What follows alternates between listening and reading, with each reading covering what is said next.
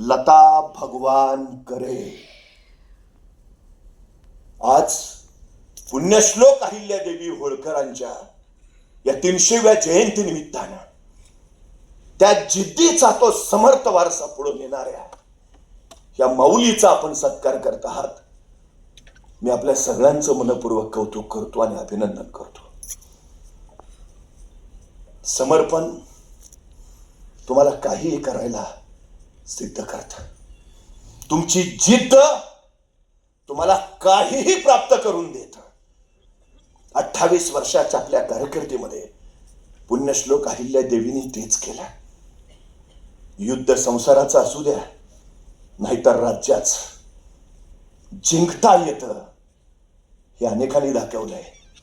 त्यातल्याच एक लता भगवान करे. मी त्यांचं या पुरस्कारासाठी मनपूर्वक अभिनंदन करतो आणि थांबतो. धन्यवाद.